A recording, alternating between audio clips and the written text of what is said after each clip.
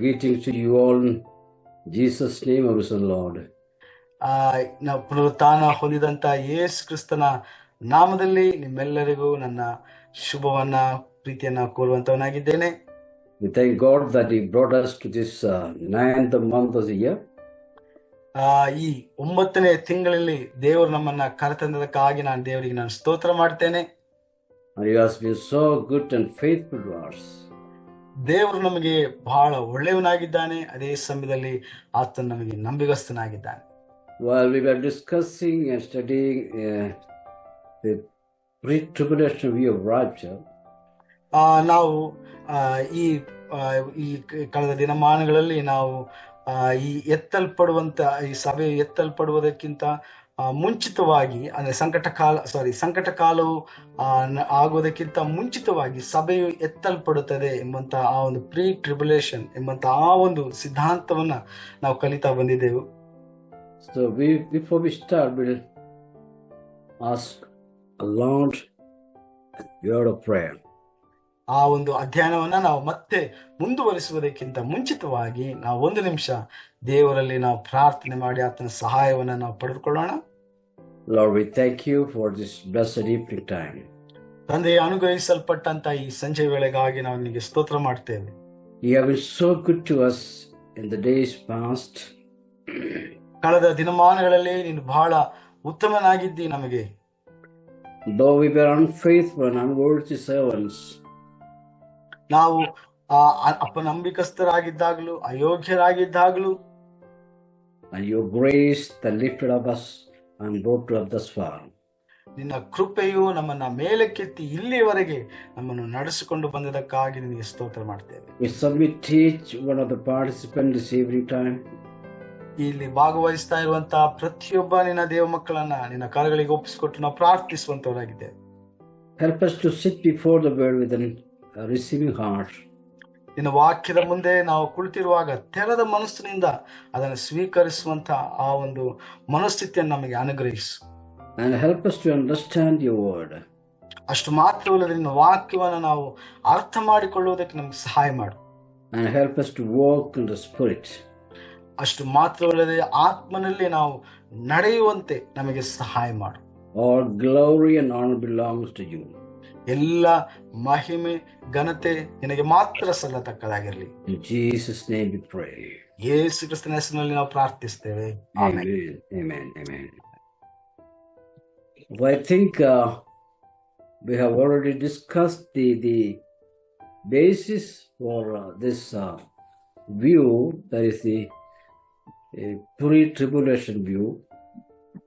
ಈ ಸಂಕಟ ಕಾಲಕ್ಕಿಂತ ಮುಂಚೆ ಸಭೆಯು ಎತ್ತಲ್ಪಡುತ್ತದೆ ಎಂಬುದಾಗಿ ಹೇಳುವಂತ ಆ ಒಂದು ಸಿದ್ಧಾಂತದ ಅಡಿಪಾಯದಲ್ಲಿ ಇರುವಂತಹ ವಿವಾದಗಳನ್ನ ನಾವೀಗಾಗಲೇ ನಮ್ಮ ಹಿಂದಿನ ಸಂಚಿಕೆಗಳಲ್ಲಿ ನಾವು ಅದನ್ನ ನೋಡ್ಕೊಂಡಿದ್ದೇವೆ. And we also discussed 3 of the arguments in favor of this view. ಅಷ್ಟು ಮಾತ್ರವಲ್ಲದೆ ಈ ಒಂದು ದೃಷ್ಟಿಕೋನಕ್ಕೆ ಪೂರಕವಾಗಿರುವಂತ ಅಂದ್ರೆ ಅದಕ್ಕೆ ಹೊಂದಿಕೊಳ್ಳುವಂತ 3 ವಾದಗಳನ್ನು ಸಹ ನಾವು ನೋಡಿಕೊಂಡಿದ್ದೇವೆ. The last argument was on the scope of this 70th week. ಅದರ ಕೊನೆಯ ಒಂದು ವಾದವಾಗಿತ್ತು, ಅಂದರೆ ಈ 70ನೇ ವಾರದ ದಾನಿಯೇಲನ 70ನೇ ವಾರದ ಮುಖ್ಯ ಉದ್ದೇಶ ಏನು ಎಂಬಂತ ಆ ಒಂದು ವಾದವನ್ನು ನಾವು ನೋಡಬೇಕಾಗಿತ್ತು. Another argument in favor of this pre-tribulation view is ಈ ಒಂದು ವಾದಕ್ಕೆ ಅಂದ್ರೆ ಸಭೆಯು ಸಂಕಟ ಕಾಲಕ್ಕಿಂತ ಮುಂಚೆ ಎತ್ತಲ್ಪಡುತ್ತದೆ ಎಂದು ಹೇಳುವಂತ ಈ ಒಂದು ನಿಲುವಿಗೆ ಇರುವಂತ ಇನ್ನೊಂದು ವಾದ, that is the purpose of the 70th week. ಅದು ಈ 70ನೇ ವಾರದ ಮುಖ್ಯ ಉದ್ದೇಶ ಏನು ಅಥವಾ ಅದರ ಗುರಿ ಏನು ಎಂಬುದಾಗಿ. And this view also, when we examine, will come to know that pre-tribulation view is the correct view. ಒಂದು ಉದ್ದೇಶವನ್ನ ನಾವು ಸರಿಯಾಗಿ ನಾವು ಅರ್ಥ ಮಾಡಿಕೊಳ್ಳುವಾಗ ನಮಗೆ ಗೋಚರವಾಗುವಂತ ಒಂದು ವಿಷಯ ಏನಪ್ಪಾ ಅಂತಂದ್ರೆ ಈ ಈ ಸಿದ್ಧಾಂತ ಅಂದ್ರೆ ಸಭೆಯು ಸಂಕಟ ಕಾಲಕ್ಕಿಂತ ಮುಂಚೆ ಎತ್ತಲ್ಪಡುತ್ತದೆ ಎಂದು ಹೇಳುವಂತ ಈ ಒಂದು ಸಿದ್ಧಾಂತವು ಅದು ಸರಿಯಾದದ್ದು ಅಥವಾ ಸ್ಪಷ್ಟವಾದದ್ದು ಎಂಬುದಾಗಿ ನಾವು ತಿಳ್ಕೊಳ್ತೇವೆ. And we will examine the scripture. We understand there are two major purposes for this rapture. ಅಷ್ಟು ಮಾತ್ರವಲ್ಲದೆ ಸತ್ಯವೇದವನ್ನ ನಾವು ಅಧ್ಯಯನ ಮಾಡುವಾಗ ಈ ಒಂದು ಎತ್ತಲ್ಪಡುವಿಕೆಗೆ ಸಂಬಂಧಪಟ್ಟದಾಗಿ ಎರಡು ಮುಖ್ಯ ದೃಷ್ಟಿಕೋನಗಳನ್ನ ನಾವು ಕಲಿಯಬಹುದು. More correctly, there are two major purposes to be accomplished during the 70th week. ಇನ್ನು ಸ್ಪಷ್ಟವಾಗಿ ನಾವು ಹೇಳುವಾಗ ಈ 70ನೇ ವಾರದ ಈ ಒಂದು ಕಾಲಾವಧಿಯಲ್ಲಿ ಎರಡು ಪ್ರಾಮುಖ್ಯವಾದಂತಹ ಉದ್ದೇಶಗಳು ನೆರವೇರಬೇಕಾಗಿವೆ. The first purpose stated by John, ಇದರ ಮೊದಲನೆಯ ಆ ಒಂದು ಉದ್ದೇಶವನ್ನ ಯೋಹಾನನು ಅದನ್ನ ಸ್ಪಷ್ಟವಾಗಿ ನಮಗೆ ತಿಳಿಯಪಡಿಸ್ತಾನೆ. and we have it in Revelation 3:10. ಇದನ್ನ ನಾವು ಪ್ರಕಟಣೆ ಪುಸ್ತಕ ಅದರ 3ನೇ ಅಧ್ಯಾಯ 10ನೇ ವಚನದಲ್ಲಿ ನಾವು ನೋಡ್ತೇವೆ. And John writes, I also will keep thee from the hour of temptation, which shall come upon all the world to try them that dwell upon the earth. ಅಲ್ಲಿ ನಾವು ನೋಡ್ತೇವೆ ಯೋಹಾನ್ ಹೇಳ್ತಾನೆ ಸ್ಪಷ್ಟವಾಗಿ ಪ್ರಕಟಣೆ ಪುಸ್ತಕದಲ್ಲಿ, ಭೂಮಿಯ ಮೇಲೆ ವಾಸಿಸುವವರನ್ನ ಪರೀಕ್ಷಿಸುವುದಕ್ಕಾಗಿ ಲೋಕಾದ್ಯಂತ ಬರುವ ಶೋಧನೆಯ ಗಳಿಗೆಯಿಂದ ನಾನು ನಿನ್ನನ್ನು ಕಾಪಾಡುವೆನು. That is the purpose of one of the purposes of the 70th week. ಇದು 70ನೇ ವಾರದ ಒಂದಾನೊಂದು ಉದ್ದೇಶವಾಗಿದೆ. Them that dwell on the earth are not the church. ಆ ಒಂದು ಸಂದರ್ಭದಲ್ಲಿ ಅಂದ್ರೆ ಆ ಕಾಲಘಟ್ಟದಲ್ಲಿ ಭೂಮಿಯ ಮೇಲೆ ವಾಸಿಸುವಂತ ಜನರು ಅದು ಸಭೆ ಆಗಿರುವುದಿಲ್ಲ. So it is not giving us a geographical description, rather gives a moral classification. ಇದು ಭೌಗೋಳಿಕವಾದಂತ ಒಂದು ಚಿತ್ರವನ್ನ ನಮಗೆ ಕೊಡುವಂತದಲ್ಲ, ಬದಲಾಗಿ ಒಂದು ನೀತೀಕರಿಸಲ್ಪಟ್ಟಂತ ಒಂದು ನೀತೀಕರಣವಾದಂತಹ ಒಂದು ಚಿತ್ರಣವನ್ನ ನಮಗೆ ಕೊಡುವಂತದಾಗಿದೆ.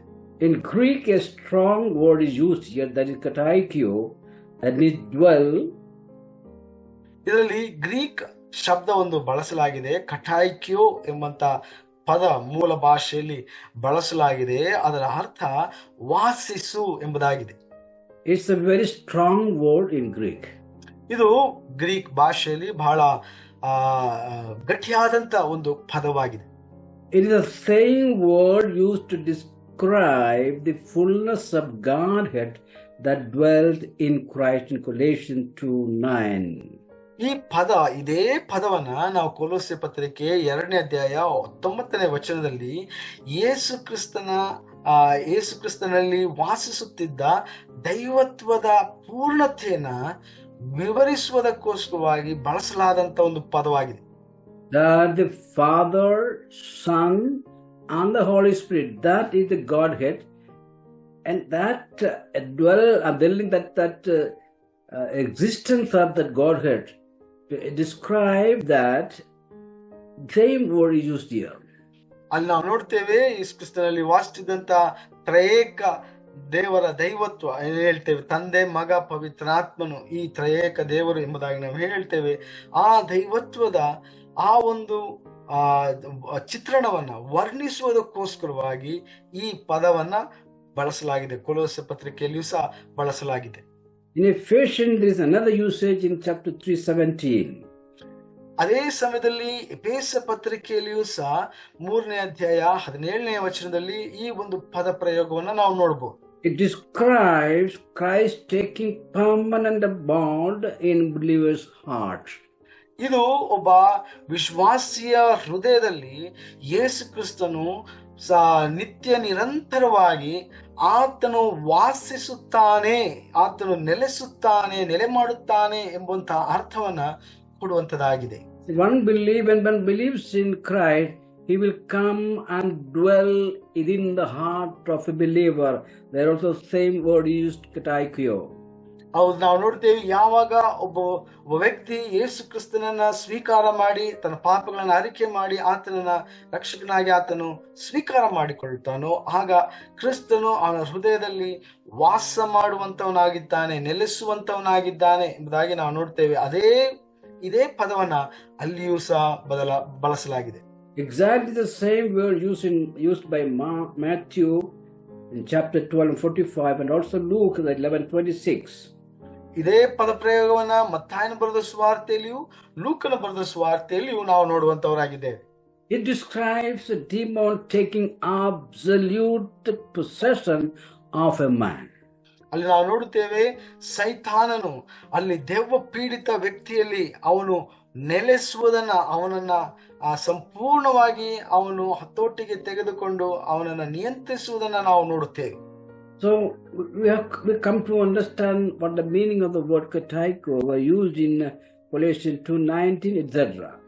ಹೀಗೆ ಕಟಾಕ್ಯೋ ಎಂಬಂತ ಈ ಒಂದು ಪದವನ್ನ, ಗ್ರೀಕ್ ಪದವನ್ನ ಯಾವ ಸ್ಥಳಗಳಲ್ಲಿ ಬಳಸಲಾಗಿದೆ ಎಂಬುದನ್ನ ನಾವು ತಿಳ್ಕೊಂಡು ಇಲ್ಲಿ ಕೊಲೋಸ ಪತ್ರಿಕೆಯಲ್ಲಿ ಅದರ ಪದ ಪ್ರಯೋಗ ಯಾವ ರೀತಿಯಲ್ಲಿ ಬಳಸಲಾಗಿದೆ ಎಂಬುದನ್ನ ನಾವು ಅರ್ಥ ಮಾಡಿಕೊಳ್ಳುವುದಕ್ಕೆ ಸಾಧ್ಯವಾಗ್ತಾ ಇದೆ. We also have to note that the general term is oikio, which means dwell. ಸಾಮಾನ್ಯವಾದಂತಹ ಒಂದು ಪದವಾಗಿದೆ ಓಯ್ಕ್ಯೋ ಎಂಬಂತಹ ಪದ. ಇದರ ಒಂದು ಪದದ ಆಧಾರದ ಮೇಲೆ ಈ ಒಂದು ಪದ ಲಭಿಸಲಾಗಿದೆ. ಈ ಪದ ಮೂಲ ಪದ, ಅದರ ಅರ್ಥ ವಾಸಿಸು ಎಂಬುದಾಗಿ. But kataiko has a meaning of permanence. ಆದರೆ ಕಟಾಕ್ಯೋ ಎಂಬುದಾಗಿ ನಾವು ಹೇಳುವಾಗ ಅದು ನಿರಂತರ, ಅಂದ್ರೆ ಶಾಶ್ವತ ಎಂಬಂತ ಒಂದು ಅರ್ಥವನ್ನ ಒಳಗೊಂಡದಾಗಿದೆ. The other one means temporary.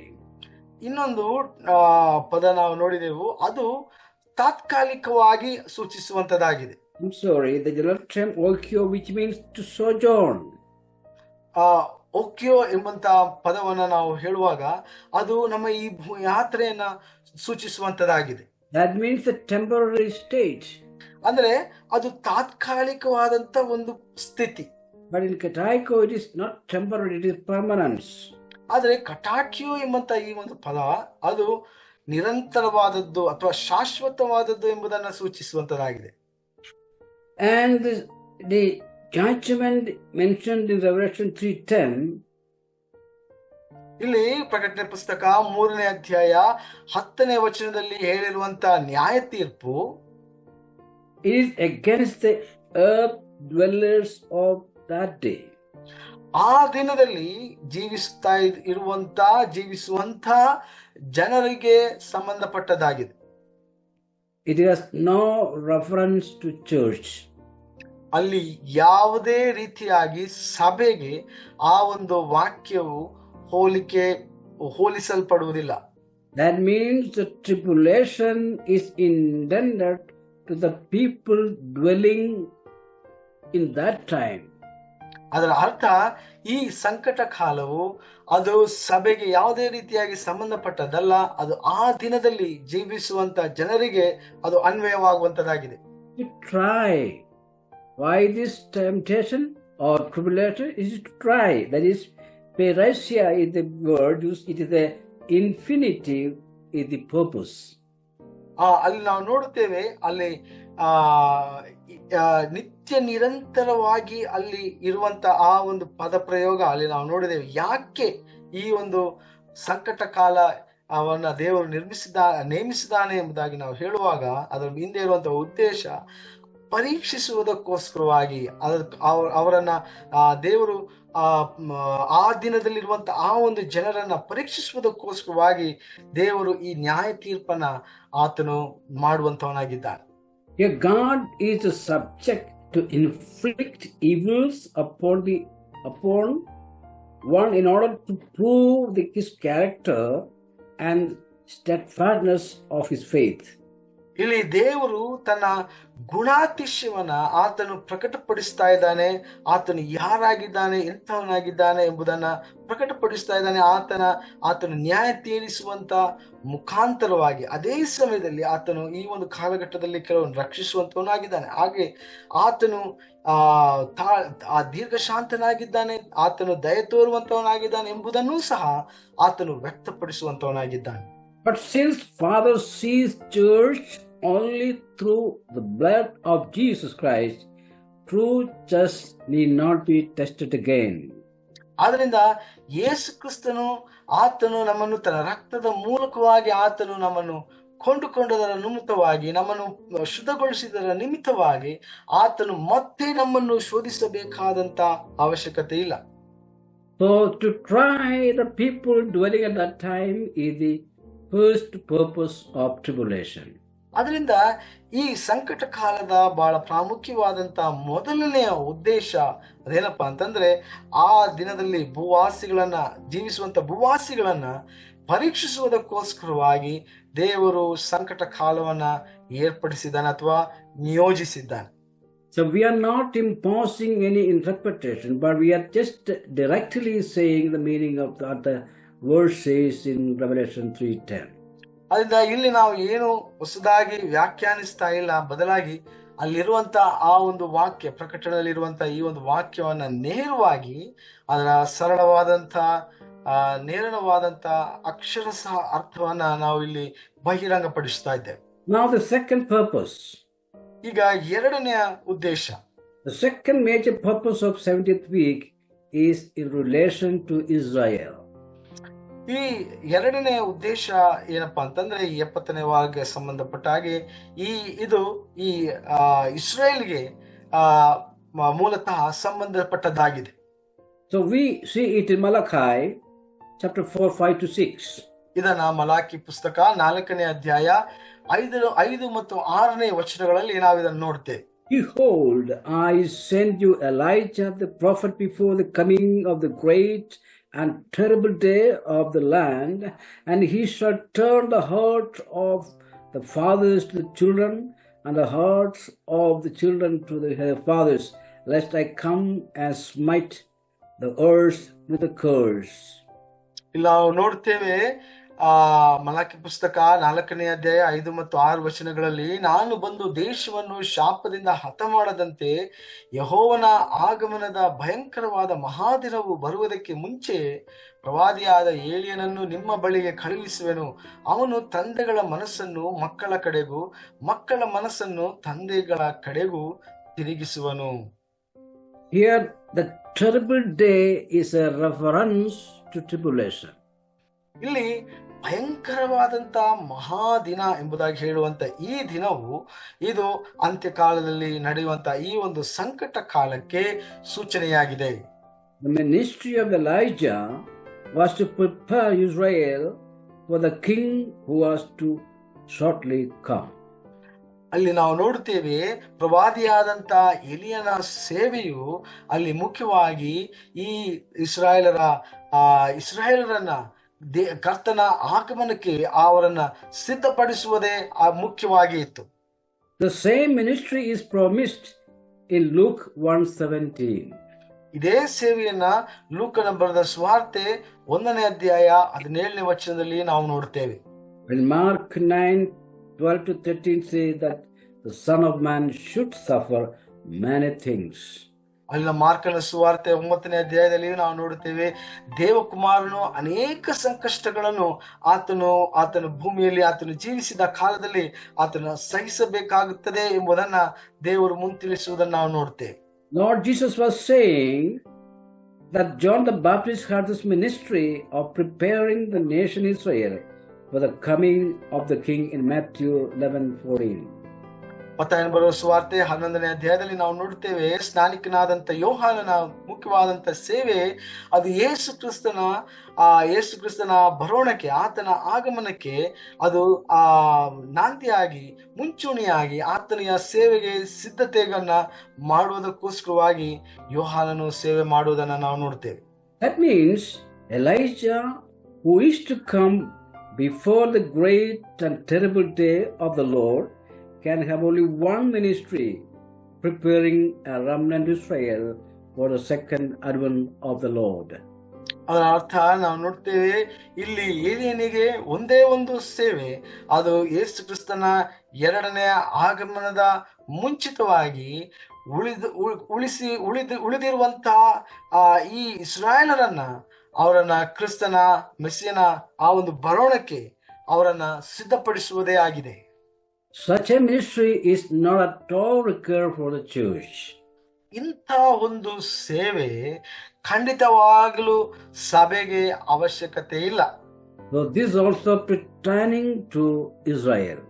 ಇದು ಸಹ ಬಹಳ ಮುಖ್ಯವಾಗಿ ಇಸ್ರೇಲಿಗೆ ಮಾತ್ರ ಸಂಬಂಧಪಟ್ಟಂತ ಒಂದು ಘಟನೆಯಾಗಿದೆ. So these two purposes evidently show that the church will not be in the 70th week. ಈ ಎರಡು ಪ್ರಾಮುಖ್ಯವಾದಂತ ಉದ್ದೇಶಗಳು ನಮಗೇನು ತಿಳಿಸಿಕೊಡ್ತದೆ ಅಂತ ಹೇಳಿದ್ರೆ, ಸಭೆಯು ಈ ಒಂದು ಸಂಕಟ ಕಾಲದ ಸಮಯದಲ್ಲಿ ಭೂಮಿಯಲ್ಲಿ ಇರುವುದಿಲ್ಲ. All these four arguments support the view of pre-tribulation view of rapture. ಈ ಎಲ್ಲ 4 ವಾದಗಳು ಅವೆಲ್ಲವೂ ಸಹ ನಮಗೆ ಹೇಳುವಂತದ್ದೇನಪ್ಪ ಅಂತಂದ್ರೆ, ಸಭೆಯು ಈ ಒಂದು ಸಂಕಟ ಕಾಲಕ್ಕಿಂತ ಮುಂಚೆ ಎತ್ತಲ್ಪಡುತ್ತದೆ ಎಂಬುದಾಗಿ ಹೇಳುವಂತದ್ದಾಗಿದೆ. Now another argument is the nature of the church. ಇನ್ನೊಂದು ವಾದ, ಇದಕ್ಕೆ ಪೂರಕವಾಗಿರುವಂತ ಇನ್ನೊಂದು ವಾದ ಅದೇನಪ್ಪ ಅಂತಂದ್ರೆ ಸಭೆಯ ಸ್ವರೂಪ. Here we need to understand the distinction between the church and Israel. We have already mentioned it many times. ನಾವು ಅನೇಕ ಬಾರಿ ಇದನ್ನ ನಾವು ಪುನರಾವರ್ತಿಸ್ತೇವೆ. ಈ ಒಂದು ವ್ಯತ್ಯಾಸ ಅಂದ್ರೆ ಸಭೆ ಮತ್ತು ಇಸ್ರೇಲ್ ನಡುವೆ ಇರುವಂತ ಈ ಒಂದು ವ್ಯತ್ಯಾಸವನ್ನ ನಾವು ಬಹಳ ಗಮನವಿಟ್ಟು ಅದನ್ನ ಪರಿಗಣಿಸಬೇಕು. The professing or unsaved church and unsaved nation of Israel, ಇಲ್ಲಿ ನಾವು ನೋಡ್ತೇವೆ ಈ ರಕ್ಷಣೆ ಹೊಂದದೇ ಇರುವಂತ ಇಸ್ರೇಲ್ ಆಗಿರ್ಬೋದು ಅಥವಾ ಸಭೆ ಆಗಿರ್ಬೋದು. professional church means one who make a profession of faith in Christ. ನಂಬಿಕೆಯನ್ನ ಅರಿಕೆ ಮಾಡುವಂತವರು, ಅಂದ್ರೆ ಅದನ್ನ ಅರಿಕೆ ಮಾಡುವಂತವರು ಸಭೆಯಲ್ಲಿ ಇರುವಂತವರಾಗಿದ್ದಾರೆ, ಸಭೆಗೆ ಸಂಬಂಧಪಟ್ಟಂತವರಾಗಿದ್ದಾರೆ. And also unsaved national Israel also will pass through the tribulation. ಅದೇ ಸಮಯದಲ್ಲಿ ರಕ್ಷಣೆ ಹೊಂದದೇ ಇರುವಂತ ಇಸ್ರಾಯೇಲ್ ಜನಾಂಗವೂ ಸಹ ಈ ಒಂದು ಅಂತ್ಯಕಾಲದಲ್ಲಿ ಅವರು ಹಾದು ಹೋಗುವಂತವರಾಗಿರುತ್ತಾರೆ. So both these groups of people will go through tribulation. ಈ ಎರಡು ಪಂಗಡದವರು ಅಂದ್ರೆ ಸಭೆಯಲ್ಲಿ ರಕ್ಷಣೆ ಹೊಂದದೇ ಇರುವಂತವರು ಮತ್ತು ಇಸ್ರಾಯೇಲ್ ಜನಾಂಗದಲ್ಲಿ ರಕ್ಷಣೆ ಹೊಂದದೇ ಇರುವಂತವರು, ಈ ಎರಡು ಗುಂಪುಗಳು ಸಹ ಈ ಒಂದು ಸಂಕಟ ಕಾಲದಲ್ಲಿ ಹಾದು ಹೋಗುವಂತವರಾಗಿರುತ್ತಾರೆ. We have this information from the book of Revelation 2:22. ಈ ಒಂದು ಈ ಒಂದು ಮಾಹಿತಿ ನಮಗೆ ಪ್ರಕಟಣೆ ಪುಸ್ತಕ 2ನೇ ಅಧ್ಯಾಯ ಅದರ 21ನೇ ವಚನದಲ್ಲಿ ನಮಗೆ ಸಿಗುತ್ತದೆ. National Israel means they are birth based on a physical in our relationship. That is called national Israel. ಈಗ ಇಸ್ರಾಯೇಲ್ ಜನಾಂಗ ಅಥವಾ ದೇಶದ ವಾಸಿಗಳು ಎಂಬುದಾಗಿ ನಾವು ಹೇಳುವಾಗ, ಅಲ್ಲಿ ಇಸ್ರಾಯೇಲ್ ದೇಶದಲ್ಲಿ ಆ ಭೂಮಿಯಲ್ಲಿ ಹುಟ್ಟಿ ಜನಿಸಿ ವಾಸ ಮಾಡ್ತಾ ಇರುವಂತವ್ರು, ಅಂದ್ರೆ ಅವರು ಶಾರೀರಿಕವಾಗಿ ಆ ಒಂದು ದೇಶದಲ್ಲಿ ಹುಟ್ಟಿ ಬೆಳೆದಂತವ್ರು. That means that identity is based on the physical birth. ಅಂದ್ರೆ ಅವರ ಗುರುತು ಅವರು ಶಾರೀರಿಕವಾಗಿ ಅವರು ಜನಿಸಿದಂತ ಆ ಒಂದು ಭೂಮಿಗೆ, ಇಸ್ರಾಯೇಲ್ ಭೂಮಿಗೆ ಅದು ಸಂಬಂಧಪಟ್ಟದಾಗಿದೆ. So we have professing church on the one hand and in national Israel on the other hand. Both these people go through tribulation. ಹೀಗೆ ಎರಡು ಪಂಗಡದವರು ನಾವು ನೋಡ್ತೇವೆ.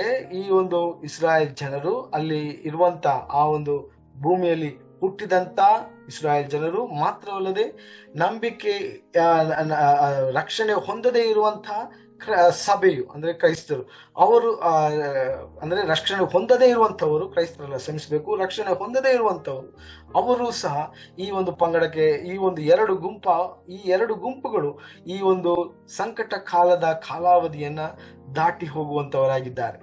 True church is all who has Christ as their personal Savior. ಅದರಿಂದ ಸಭೆ ಎಂಬುದಾಗಿ ಹೇಳುವಾಗ ಯಾರು ಕ್ರಿಸ್ತನನ್ನ ಸ್ವೀಕಾರ ಮಾಡಿಕೊಂಡಿದ್ದಾರೋ, ತಮ್ಮ ಸ್ವಂತ ರಕ್ಷಕನಾಗಿ ಅಂಗೀಕಾರ ಮಾಡಿಕೊಂಡು ಆತನನ್ನ ಸ್ವೀಕಾರ ಮಾಡಿಕೊಂಡಿದ್ದಾರೋ ಅವರು ಸಭೆಯ ಪಾಲಾಗಿ ಅಥವಾ ಸಭೆಯ ಅಂಗವಾಗಿ ಬರುವಂತವರಾಗಿದ್ದಾರೆ. Only true church will be raptured. ನಿಜವಾದ ಸಭೆ ಮಾತ್ರ ಆತನ ಎರಡನೇ ಬರೋಣದಲ್ಲಿ ಎತ್ತಲ್ಪಡುವಂತವರಾಗಿರುತ್ತಾರೆ. For the convenience of we say that true church and false church, but strictly speaking there is only one church. ನಾವು ನಮ್ಮ ಅನುಕೂಲಕ್ಕೋಸ್ಕರವಾಗಿ ಸತ್ಯ ಸಭೆ ಸುಳ್ಳು ಸಭೆ ಎಂಬುದಾಗಿ ನಾವು ವಿಂಗಡಿಸಿ ನಾವು ಅದನ್ನು ಗುರುತಿಸೋದಕ್ಕೋಸ್ಕರವಾಗಿ ನಾವು ಹೇಳ್ತೇವೆ. ಆದರೆ ನಿಜವಾಗಲೂ ಒಂದೇ ಸಭೆ, ಅದು ಸತ್ಯ ಸಭೆ ಮಾತ್ರ ಇರುವಂತದ್ದಾಗಿದೆ. Because Christ has only one bride. ಯಾಕಂದ್ರೆ ಕ್ರಿಸ್ತನಿಗೆ ಆತನು ಮೊದಲಿಂಗನಾಗಿದ್ದಾನೆ, ಸಭೆಯು ಮೊದಲ ಗಿತ್ತಿಯಾಗಿದ್ದಾಳೆ, ಅವನಿಗೆ ಒಂದೇ ಮೊದಲ ಗಿತ್ತಿ. So true Israel or spiritual Israel, both are same. True Israel or spiritual Israel is those individuals saved prior to Pentecost. That is because there was no church before that. ಆದ್ರಿಂದ ನಿಜವಾದಂತ Israel ಅಥವಾ ಸತ್ಯವಾದಂತ Israel ಎಂಬುದಾಗಿ ನಾವು ಹೇಳುವಾಗ ಈ ಪೆಂತೆಕೋಸ್ಟ್ ಪ್ರಾರಂಭವಾಗುವುದಕ್ಕಿಂತ ಮುಂಚಿತವಾಗಿ ರಕ್ಷಣೆ ಹೊಂದಿದಂತವರು ನಾವು ನೋಡ್ತೇವೆ. ಪೆಂತೆಕೋಸ್ಟ್ನ ಮುಂಚೆ ಸಭೆ ಇರಲಿಲ್ಲ, ಸಣ್ಣ ಸಣ್ಣ ಪಂಗಡಗಳಲ್ಲಿ ಅವರು ಸೇರಿ ಬರ್ತಾ ಇದ್ರು. ಅವರನ್ನ ನಾವು ನೋಡ್ತೇವೆ, ಅವರು ನಿಜವಾದಂತ ಇಸ್ರೇಲ್ ಆಗಿದ್ದಾರೆ. In a sense they are saved, but they are not part of the New Testament church. ಒಂದು ಅರ್ಥದಲ್ಲಿ ಅಂದ್ರೆ ಒಂದು ವಿಧದಲ್ಲಿ ಅವರು ಸಹ ರಕ್ಷಣೆ ಹೊಂದಿದಂತವರಾಗಿದ್ದಾರೆ, ಆದರೆ ಅವರು ಸಭೆಯ ಅಂಗವಾಗಲಿಲ್ಲ. I told you national Israel is by birth, physical birth. ನಾನು ಹೇಳಿದೆ ರಾಷ್ಟ್ರೀಯವಾದಂತಹ ಇಸ್ರೇಲ್ ಎಂಬುದಾಗಿ ನಾವು ಹೇಳುವಾಗ ಹುಟ್ಟಿನಿಂದ ಆ ಒಂದು ದೇಶದಲ್ಲಿ ಹುಟ್ಟಿದರ ನಿಮಿತ್ತವಾಗಿ ಇಸ್ರಾಯೇಲರು ಎನಿಸಿಕೊಂಡಂತವರು ಅವರಾಗಿದ್ದಾರೆ. But spiritually Israel are those who are believing. ಆದರೆ ಆತ್ಮಿಕವಾದಂತ ಇಸ್ರಾಯೇಲರು ಎಂಬುದಾಗಿ ನಾವು ಹೇಳುವಾಗ ಅವರು ನಂಬಿಕೆಯ ಮೂಲಕವಾಗಿ, ಈ ಒಂದು ನಂಬಿಕೆಯನ್ನು ಸ್ವೀಕಾರ ಮಾಡುವುದರ ಮೂಲಕವಾಗಿ ಅವರು ಇಸ್ರಾಯೇಲರು ಎಂಬುದಾಗಿ ನಾವು ಹೇಳಬಹುದು. That Israel who was saved prior to the church are called spiritual Israel. ಈ ನಂಬಿಕೆಯ ನಿಮಿತ್ತವಾಗಿ ಆತ್ಮಿಕ ಇಸ್ರಾಯೇಲರು ಎಂಬುದಾಗಿ ನಾವು ಹೇಳುವಂತ ಈ ಒಂದು ಗುಂಪಿನವರು, ಅವರು ಸಭೆ ಪ್ರಾರಂಭವಾಗುವುದಕ್ಕಿಂತ ಮುಂಚೆ ಅಂದರೆ ಪೆಂತೆಕೋಸ್ಟ್ ಆ ಒಂದು ದಿನಕ್ಕಿಂತ ಮುಂಚೆ ಇದ್ದಂತಹ ಒಂದು ಗುಂಪಿನ ಜನರಾಗಿದ್ದಾರೆ. ಅವರು ಆತ್ಮಿಕ ಇಸ್ರಾಯೇಲರು ಎಂಬುದಾಗಿ ನಾವು ಅವರನ್ನು ಗುರುತಿಸುವಂತದ್ದಾಗಿದೆ. Those who saved from the day of Pentecost until rapture are the church or body, but they are not spiritual Israel.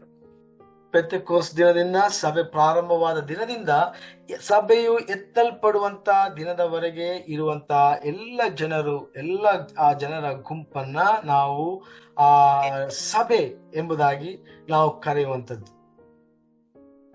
No church after rapture on earth.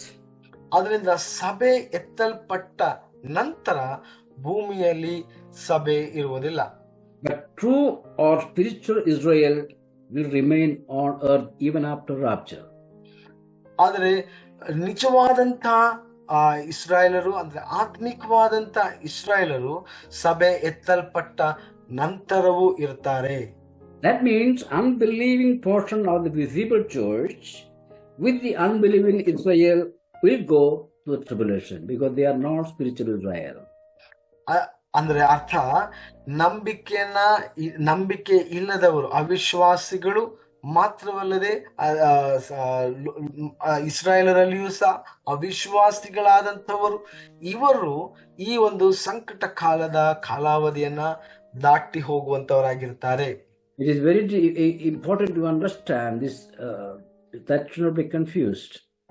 ಇದನ್ನ ನಾವು ಬಹಳ ಗಮನವಿಟ್ಟು ಅದನ್ನ ಸರಿಯಾದ ರೀತಿಯಲ್ಲಿ ನಾವು ಅರ್ಥ ಮಾಡಿಕೊಳ್ಳಬೇಕು. ಯಾಕಂದ್ರೆ ಇದು ಬಹಳ ಬೇಗನೆ ನಾವು ಗೊಂದಲಕ್ಕೊಳಗಾಗಬಹುದು.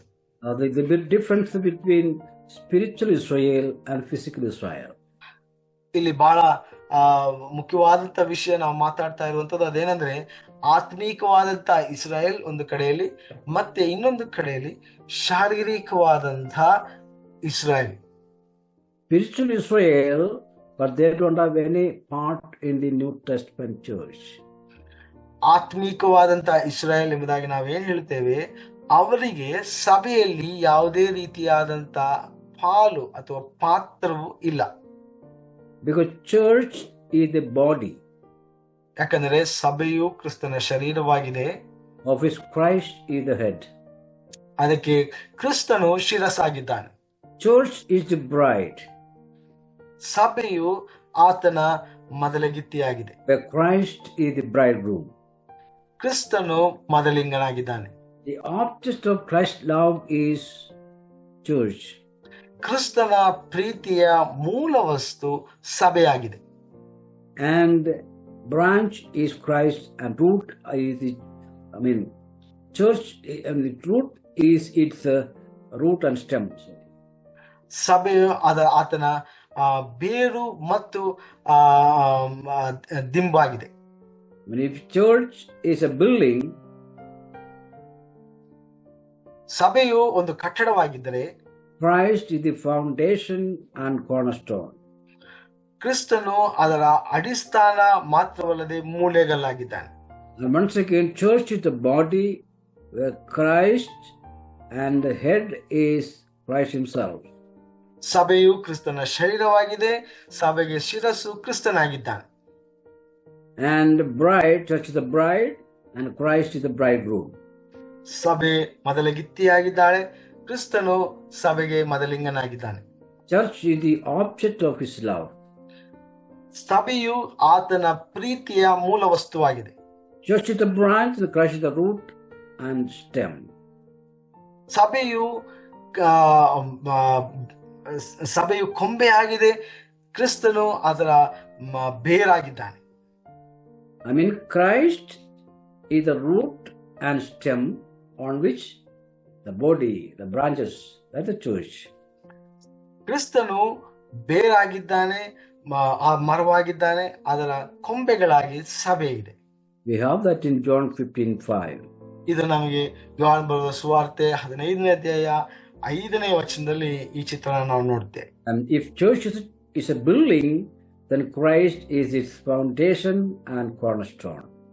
ಸಭೆಯು ಕಟ್ಟಡವಾಗಿರುವುದಾದರೆ ಕ್ರಿಸ್ತನು ಆ ಒಂದು ಕಟ್ಟಡಕ್ಕೆ ಅಡಿಸ್ಥಾನವಾಗಿದ್ದಾನೆ, ಅಡಿಪಾಯವಾಗಿದ್ದಾನೆ, ಮಾತ್ರವಲ್ಲದೆ ಮೂಲೆಗಲ್ಲಾಗಿದ್ದಾನೆ. All these metaphors says that there exists a union and unity between believer and Lord. ಈ ಎಲ್ಲ ದೃಷ್ಟಾಂತಗಳು ಅಥವಾ ಹೋಲಿಕೆಗಳು ನಮಗೆ ಏನು ಸೂಚಿಸುತ್ತದೆ ಅಂದರೆ, ಸಭೆಗೂ ಕ್ರಿಸ್ತನಿಗೂ ಒಂದು ಅನ್ಯೋನ್ಯತೆ ಅಥವಾ ಒಂದು ಹೊಂದಾಣಿಕೆ ಇದೆ ಎಂಬುದನ್ನು ಸೂಚಿಸುವಂತದಾಗಿದೆ. That means if the church is in the 70th week, that is during the tribulation time, Christ also will be in the period of God's wrath and judgment. ಅದರ ಅರ್ಥ, ಈ ಒಂದು 70ನೇ ವಾರದಲ್ಲಿ ಸಭೆಯು ಸಂಕಟ ಕಾಲವನ್ನು ಅನುಭವಿಸಬೇಕಾಗಿ ಬಂದರೆ ಸಭೆಯೊಟ್ಟಿಗೆ ಕ್ರಿಸ್ತನು ಸಹ ಇರಬೇಕಾಗಿ ಬರ್ತದೆ. Because the head and body is perfect union. ಯಾಕಂದ್ರೆ ಶಿರಸ್ಸು ಮತ್ತು ದೇಹ ಎರಡು ಒಟ್ಟಾಗಿ ಹೊಂದಾಣಿಕೆಯಲ್ಲಿ ಸಮಾನತೆಯಲ್ಲಿ ಇರುವಂತದ್ದಾಗಿದೆ. ಅದು ಎರಡನ್ನ ಬೇರ್ಪಡಿಸುವುದಕ್ಕೆ ಸಾಧ್ಯವಿಲ್ಲ. The bride and the bridegroom is in complete relationship. ಮೊದಲಿಂಗನು ಮೊದಲಗಿತ್ತಿಯು ಅವರಿಬ್ಬರೂ ಸಹ ಒಂದು ಸಂಬಂಧದಲ್ಲಿ ಒಳಪಟ್ಟವರಾಗಿದ್ದಾರೆ, ಒಂದಾಗಿಸಲ್ಪಟ್ಟವರಾಗಿದ್ದಾರೆ. Same is the case with object of love. ಅದೇ ರೀತಿಯಲ್ಲಿಯೂ ಸಹ ನಾವು ನೋಡ್ತೇವೆ, ಈ ಒಂದು ಪ್ರೀತಿಯ ಸಂಕೇತವಾಗಿ ಅಥವಾ ಅದರ ಸಾಂಕೇತಿಕವಾಗಿಯೂ ಸಹ ನಾವು ನೋಡುವಂಥದ್ದು. The branches of a tree is very much united to the root and stem of the tree. ಒಂದು ಮರದ ಕೊಂಬೆಗಳು ಯಾವ ರೀತಿಯಾಗಿ ಆ ಒಂದು ಮರದ ಬೇರುಗಳಿಗೂ ಮಾತ್ರವಲ್ಲದೆ ಆ ಒಂದು ಮರಕ್ಕೂ ಯಾವ ರೀತಿಯಾಗಿ ಹೊಂದಿಕೊಂಡಿದೆಯೋ ಅದೇ ರೀತಿಯಾಗಿ. A building is completely connected to the foundation and the cornerstone of that building. ಅದೇ ರೀತಿಯಾಗಿ ಒಂದು ಕಟ್ಟಡವು ಸಹ ನಾವು ನೋಡ್ತೇವೆ, ಅದು ಸಂಪೂರ್ಣವಾಗಿ ಆ ಒಂದು ಅಡಿಪಾಯಕ್ಕೆ, ಆ ಒಂದು ಬುನಾದಿಗೆ ಮಾತ್ರವಲ್ಲದೆ ಆ ಒಂದು ಮೂಲೆಗಳಿಗೆ ಅದು ಹೊಂದಿಕೊಂಡದಾಗಿದೆ ಅಥವಾ ಇಜ್ಜೋಡಾಗಿರುವಂತದ್ದಾಗಿದೆ. So only body cannot go to the tribulation keeping the head outside. ಆದ್ದರಿಂದ ಕೇವಲ ಶರೀರ ಮಾತ್ರ ಆ ಒಂದು ಸಂಕಟ ಕಾಲದಲ್ಲಿ ಹಾದು ಹೋಗಿ ಶಿರಸ್ಸು ಇನ್ನೊಂದು ಕಡೆ ಇರುವುದಕ್ಕೆ ಸಾಧ್ಯವಿಲ್ಲ. We cannot believe the bridegroom will stay outside safely and the bride will be allowed to go through the tribulation. ಅದರಿಂದ ಈ ಒಂದು ಸಂಕಟ ಕಾಲವನ್ನ ಮೊದಲಗಿತ್ತಿಯು ಅದನ್ನ ಹಾದು ಹೋಗುವುದಕ್ಕೆ ಮೊದಲಿಂಗನು ಸಮ್ಮತಿಸುತ್ತಾನೆ ಎಂಬುದಾಗಿ ನಾವು ಅರ್ಥ ಮಾಡಿಕೊಳ್ಳುವುದಕ್ಕೆ ಸಾಧ್ಯವಿಲ್ಲ. That's why we said that if church is in the 70th week, that is tribulation, that means Christ also has to go through tribulation or wrath or judgment. ಆದ ಕಾರಣ ನಾವೇನು ಹೇಳ್ತಾ ಇದ್ದೇವೆ ಅಂದರೆ, ಸಭೆಯು ಈ ಒಂದು ಸಂಕಟ ಕಾಲವನ್ನು ಹಾದು ಹೋಗುವುದಾದರೆ ಖಂಡಿತವಾಗಿಯೂ ಅದರ ಜೊತೆಯಾಗಿ ಕ್ರಿಸ್ತನು ಸಹ ಆ ಒಂದು ಸಂಕಟ ಕಾಲದಲ್ಲಿ ಉಪಸ್ಥಿತನಾಗಿರಬೇಕು. This is absolutely impossible. ಇದು ಖಂಡಿತವಾಗಲು ಸಾಧ್ಯವಾಗದೇ ಇರುವಂತ ಒಂದು ನಿಲುವಾಗಿದೆ. Again in Revelation 13:7. ಮತ್ತೆ ಪ್ರಕಟಣೆ ಪುಸ್ತಕ 13ನೇ ಅಧ್ಯಾಯ 7ನೇ ವಚನ, we said that all who are in the 70th week will be brought to the subjection to the beast and Satan. ಈ 70ನೇ ವಾರದಲ್ಲಿ ಜೀವಿಸ್ತಾ ಇರುವಂತ ಎಲ್ಲ ಭೂ ನಿವಾಸಿಗಳು ಅವರು ಸೈತಾನನ ಮತ್ತು ಮೃಗದ ಆಡಳಿತಕ್ಕೆ, ಅವರ ಅಧಿಕಾರಕ್ಕೆ ಒಳಪಡಿಸಲ್ಪಡುತ್ತಾರೆ. In such a case, Christ will lose his headship or himself as he is subject to Satan's authority. ಹಾಗಾದರೆ ಆ ಒಂದು ಸಂದರ್ಭದಲ್ಲಿ ಕ್ರಿಸ್ತನು ತನ್ನ ಶಿರಸ್ಸನ್ನ, ಅಂದರೆ ಶಿರಸ್ಸಾಗಿರುವಂತ ಆತನ ಸ್ಥಾನವನ್ನ ಕಳೆದುಕೊಳ್ಳಬೇಕಾಗಿ ಬರುತ್ತದೆ. The nature of church and the completeness of her salvation makes her impossible to be in this 70th week. ಆದ್ರಿಂದ ಸಭೆಯ ಸ್ವಾಭಾವಿಕವಾದಂತ ಸ್ವರೂಪ ಮತ್ತು ಅದರ ಸ್ಥಾನವನ್ನ ನಾವು ನೋಡುವಾಗ ಈ ಒಂದು ಸಂಕಟ ಕಾಲದಲ್ಲಿ ಸಭೆಯು ಭೂಮಿಯ ಮೇಲೆ ನೆಲೆಸುವುದಿಲ್ಲ ಎಂಬುದನ್ನ ಸ್ಪಷ್ಟವಾಗಿ ನಾವು ತಿಳ್ಕೊಳ್ಳುವುದಕ್ಕೆ ಸಾಧ್ಯ. That means the argument is that the church, New Testament, cannot go through the tribulation. She will be always outside the tribulation. ಅದರ ಅರ್ಥ, ನಮ್ಮ ಅಂತಿಮವಾದಂತ ವಾದ ಏನಪ್ಪಾ ಅಂತಂದ್ರೆ, ಖಂಡಿತವಾಗ್ಲೂ ಸಭೆಯು ಈ ಒಂದು ಸಂಕಟ ಕಾಲದಿಂದ ಹೊರಪಡಿಸಲ್ಪಡುತ್ತದೆ. ಅಂದ್ರೆ ಈ ಒಂದು ಸಂಕಟ ಕಾಲವನ್ನ ದಾಟಿ ಹೋಗುವಂತ ಒಂದು ಸನ್ನಿವೇಶ ಬರುವುದಿಲ್ಲ ಎಂಬುದಾಗಿ ನಾವು ಹೇಳ್ತೇವೆ. That's why we say it is pre-tribulation rapture. ಆದ ಕಾರಣ ನಾವು ಎತ್ತಲ್ಪಡುವಿಕೆಯ ಆ ಒಂದು ಘಟನೆಯು ಅದು ಸಭೆಯು ಈ ಒಂದು ಸಂಕಟ ಕಾಲಕ್ಕಿಂತ ಮುಂಚಿತವಾಗಿ ಸಭೆಗೆ ಸಂಭವಿಸುವಂತದಾಗಿದೆ ಎಂಬುದಾಗಿ ನಾವು ಹೇಳುವಂತದ್ದು. The next argument also in relation to the church. ಮುಂದಿನ ವಾದವು ಸಹ ಅದು ಸಭೆಗೆ ಸಂಬಂಧಪಟ್ಟಂತ ಒಂದು ವಾದವಾಗಿದೆ. Here we argue that church is a mystery. ಇಲ್ಲಿ ನಾವು ವಾದ ಮಾಡುವಂತದ್ದು ಏನಪ್ಪಾ ಅಂತಂದ್ರೆ, ಸಭೆಯು ಒಂದು ರಹಸ್ಯವಾಗಿದೆ. The formation of Jews and Gentiles alike into one body was never revealed in the Old Testament. ಹಳೆ ಒಡಂಬಡಿಕೆಯಲ್ಲಿ ಯಹೂದ್ಯರು ಮಾತ್ರವಲ್ಲದೆ ಅನ್ಯ ಜನಾಂಗಗಳು ಇವರು ಒಟ್ಟಾಗಿ ಸಭೆ ಎಂಬಂತ ಆ ಒಂದು ಸಿದ್ಧಾಂತದ ಅಡಿಯಲ್ಲಿ ಬರುವಂತ ಆ ಒಂದು ಒಟ್ಟುಗೂಡಿಸುವಿಕೆಯನ್ನ ಹಳೆ ಒಡಂಬಡಿಕೆಯಲ್ಲಿ ಎಲ್ಲಿಯೂ ಸಹ ಪ್ರಕಟಿಸಲ್ಪಟ್ಟಿರುವುದನ್ನು ನಾವು ಕಾಣುವುದಿಲ್ಲ. Because it happened only after the rejection of Christ by Israel. ಯಾಕಂದರೆ ಈ ಸಭೆಯ ಸ್ಥಾಪನೆಯು ನಾವು ನೋಡ್ತೇವೆ, ಯಾವಾಗ ಅದು ಕ್ರಿಸ್ತನನ್ನ ಯಹೂದ್ಯರು ಅಳ್ಳಗಳಿದರು, ಅವನನ್ನ ತಿರಸ್ಕಾರ ಮಾಡಿದರು, ಆಗ ಮಾತ್ರ ಸಭೆಯು ಉದ್ಭವವಾಗುವುದನ್ನು ನಾವು ನೋಡ್ತೇವೆ. That's why we say the church was a mystery. ಆದ ಕಾರಣ ನಾವು ಹೇಳ್ತೇವೆ ಸಭೆಯು ಒಂದು ಮರ್ಮವಾಗಿದೆ ಅಥವಾ ಒಂದು ರಹಸ್ಯವಾಗಿದೆ. We have given references for your study in future. ಇದಕ್ಕೋಸ್ಕರವಾಗಿರುವಂತಹ ರೆಫರೆನ್ಸ್ ಗಳನ್ನ ನಾವು ಕೊಟ್ಟಿದ್ದೇವೆ. ನೀವು ಅದನ್ನ ಮುಂದಿನ ದಿನಗಳಲ್ಲಿ ಅದನ್ನ ಅಭ್ಯಾಸ ಮಾಡ್ಕೊಳ್ಬಹುದು. Now we have to see that the program for church interrupted the program for Israel. ಈ ಒಂದು ಕಾರ್ಯಕ್ರಮ ಏನಿದೆ, ಎತ್ತಲ್ಪಡುವಿಕೆ ಕಾರ್ಯಕ್ರಮ, ಇದು ಸಭೆಗೆ ಬೇರೆಯಾಗಿದೆ. ಅದೇ ಸಮಯದಲ್ಲಿ ಇಸ್ರಾಯೇಲ್ಗಿರುವಂತಹ ಕಾರ್ಯಕ್ರಮವು ಬೇರೆಯಾಗಿದೆ. If we are saying in some way that from the period of Abraham, the program was Israel was in force. ಇನ್ನೊಂದು ಮಾತಿನಲ್ಲಿ ನಾವು ಹೇಳುವುದಾದ್ರೆ, ಅಬ್ರಹಾಮನ ಕಾಲದಿಂದ ದೇವರು ಇಸ್ರಾಯೇಲ್ರಿಗೋಸ್ಕರವಾಗಿ ನಿಯೋಜಿಸಲ್ಪಟ್ಟಂತ ಕಾರ್ಯಕ್ರಮವು ಜಾರಿಯಲ್ಲಿ ಇದೆ. It was running up to the time of Jesus.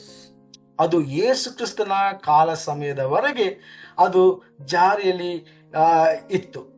Because there was no church at time. ಯಾಕಂದ್ರೆ ಆ ಸಮಯದವರೆಗೆ ನಾವು ನೋಡ್ತೇವೆ ಸಭೆಯು ಎಲ್ಲಿಯೂ ಸಹ ಕಾಣಿಸಲ್ಪಡುವುದಿಲ್ಲ. Now God has introduced exactly new and fresh plan for the church, which interrupted the program for Israel. ಸಭೆಯು ದೇವರು ಸಭೆಯ ಯೋಜನೆಯನ್ನ ಆತನು ಈ ಒಂದು ಕಾಲಘಟ್ಟದಲ್ಲಿ ನಿಯೋಜಿಸಿದರ ನಿಮಿತ್ತವಾಗಿ ಇಸ್ರಾಯೇಲ್ರಿಗೆ ದೇವರು ಮಾಡಿದಂತ ಆ ಒಂದು ಕಾರ್ಯಕ್ರಮ ತಾತ್ಕಾಲಿಕವಾಗಿ ಸ್ಥಗಿತಗೊಳಿಸಲಾಗಿದೆ. And that interruption still continues. ಆ ಒಂದು ತಾತ್ಕಾಲಿಕವಾದಂತ ಸ್ಥಗಿತ ಇನ್ನೂ ಮುಂದುವರಿಯುತ್ತಾ ಇದೆ.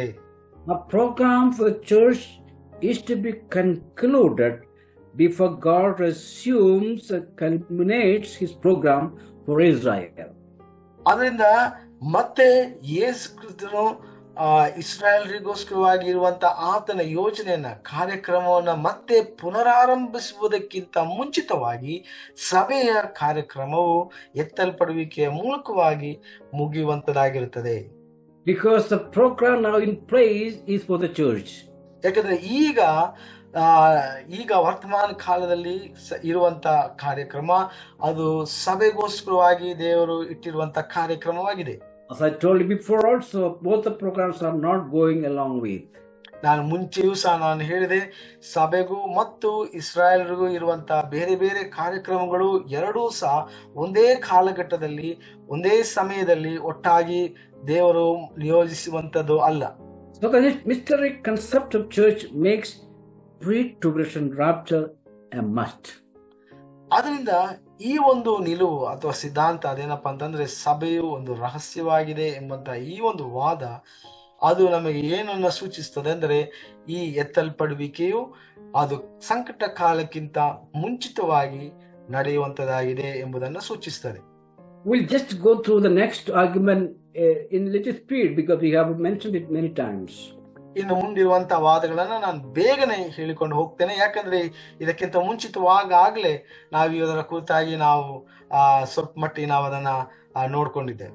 That is again between distinction of church and Israel. ಅದು ಹೇಳಿದ ಹಾಗೆ ಸಭೆ ಮತ್ತು ಇಸ್ರಾಯೇಲ್ ಇರುವಂತ ಒಂದು ವ್ಯತ್ಯಾಸ. About the divine purpose. ಅದರ ದೈವಿಕವಾದಂತ ಉದ್ದೇಶ. For Israel it is earthly promises and covenants. ಅದಕ್ಕೆ ಇಸ್ರಾಯೇಲ್ರಿಗೆ ನಾವು ನೋಡುತ್ತೇವೆ ಅದು ಭೂಮಿಗೆ ಸಂಬಂಧಪಟ್ಟಂತ ಆ ಒಂದು ಒಪ್ಪಂದ ಅಥವಾ ಒಡಂಬಡಿಕೆಗಳನ್ನ ದೇವರು ಮಾಡಿಕೊಂಡದರ ನಿಮಿತ್ತವಾಗಿ. As far as church is concerned, is the heavenly promises in the gospel.